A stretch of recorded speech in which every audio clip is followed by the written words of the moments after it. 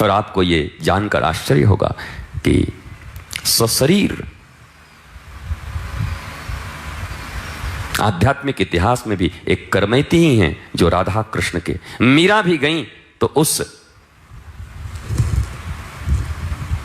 विग्रह में, द्वारिकाधीश के विग्रह में समाहित हो गई। करमैती साक्षात राधा कृष्ण के साथ, इसी शरीर के साथ उनके रास में प्रवेश कर गई, मरना नहीं पड़ा। कौन से विज्ञान की बात करते हो? सशरीर, ऐसा नहीं कि दिव्य ज्योति निकली और समा गई, सशरीर, इसी शरीर के साथ, दिव्य चिन्मय शरीर, जहां ना अन्न है न जल है। अब तो करमैती के शरीर किशोरी जी की शरीर,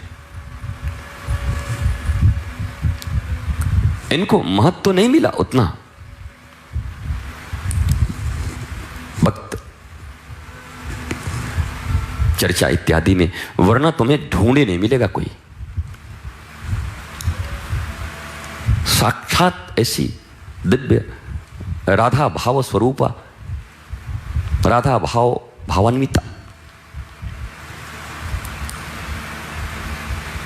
और एक बार जब फिर स्नान करने गई, स्नान क्या करने गई, ठाकुर जी दर्शन देते, सब करते, किसी कारण से ठाकुर जी का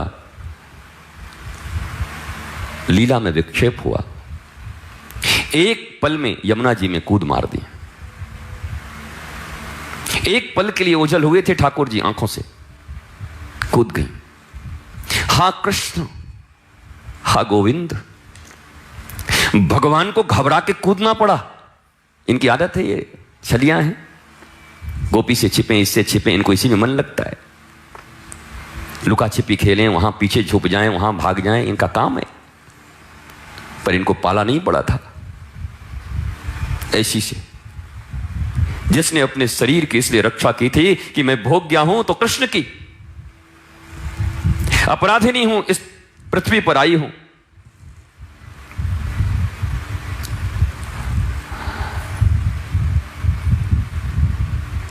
अशेषत्व की भावना, मैं अंशी हूं, अंश हूं उनकी, ठीक है, लेकिन अंशी के साथ ही मिलूंगी, बाकी जगत से मेरा कोई लेना देना नहीं। अंश हूं मैं उनकी, इतना सा भी दाग नहीं लगने दूंगी अपने ऊपर, मैं सीधा अंशी से मिलूंगी। ऐसा दिव्य बना लिया अपना इसी जीवन में, इसी शरीर में। हम कहते हैं मृत्यु लोग के शरीर में कुछ नहीं हो सकता, तो हम कहते हैं तीसरी आंख को जन्म देनी पड़ती है। मैं बोलता हूं किसी चीज को जन्म नहीं देनी पड़ती, कोई तीसरा आंख जरूरत नहीं तुम्हें किसी चीज। एकमात्र परम प्रेम, परम भक्ति, दृढ़ निश्चय, मेरे तो सिर्फ गोविंद हैं।